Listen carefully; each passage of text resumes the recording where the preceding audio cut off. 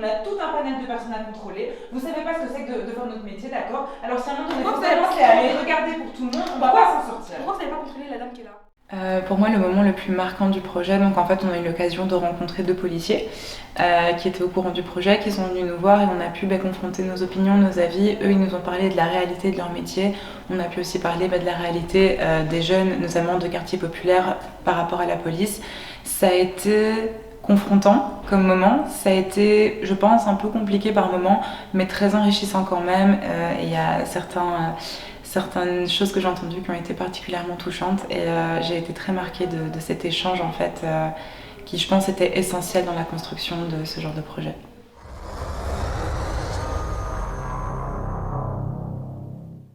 En fait, le projet consiste à faire comprendre aux gens que les violences policières sont là, qu'elles existent, qu'on en fait partie, moi personnellement, d'autres personnes du groupe, les policiers eux-mêmes, tout Bruxelles est concerné. Et je ne sais pas pourquoi on s'obstine à s'aveugler. On va montrer aux gens que ça existe de notre manière. On veut le montrer dans la forme d'une pièce de théâtre qu'on a écrit ensemble, mais dont on s'est inspiré fortement de faits réels, de gens qui sont venus s'exprimer devant nous.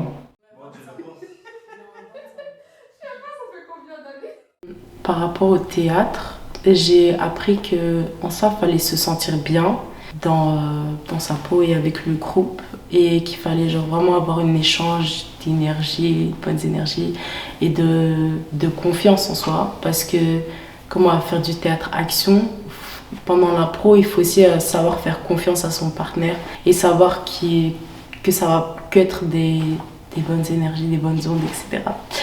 Et par rapport aux violences policières, en tant que personne racisée, quand on ne peut pas forcément y changer quelque chose, juste faire partie d'un projet comme ça, c'est incroyable. C'est une très belle expérience sociale parce qu'au début on était plusieurs et c'est des gens qui viennent d'horizons différents. On avait une tranche d'âge à peu près similaire, mais ça allait de 18, 20 jusqu'à 27, 30 ans. Et je trouve que c'est très bien justement de chaque semaine se retrouver. De base on était des inconnus, maintenant on partage des liens. Je suis devenu ami avec certains et je pense que c'est important en tant qu'humain d'avoir des activités où on se dit je sors de ma zone de confort, je vais vers les autres, je crée une dynamique de groupe et au final on en apprend toujours plus, quoi.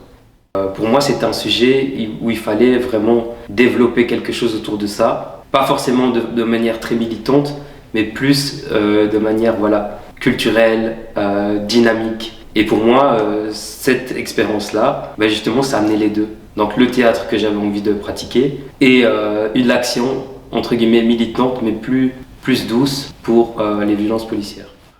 Moi j'ai 23 ans. 23 ans, t'es tout jeune, hein? Ah ouais. C'est bien ça, je me rappelle à l'époque. Pourquoi vous avez quel âge? Moi j'ai 46 ans. Ah ouais, vous êtes vieux.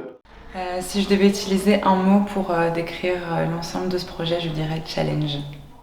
Humain et je dirais même foncièrement humain. Je dirais partage, parce qu'on se partage beaucoup de choses entre nous. Avec le public aussi, on va partager beaucoup de choses et il y aura de l'échange et ce sera incroyable.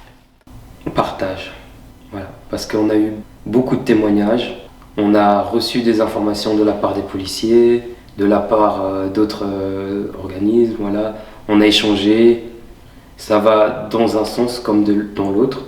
Le spectacle, ce sera un partage aussi de nos idées, des témoignages, de ce qu'on a appris. Les gens, ils vont nous communiquer aussi leur énergie, leur ressenti. Donc au final, c'est ça qui résume tout, c'est un partage.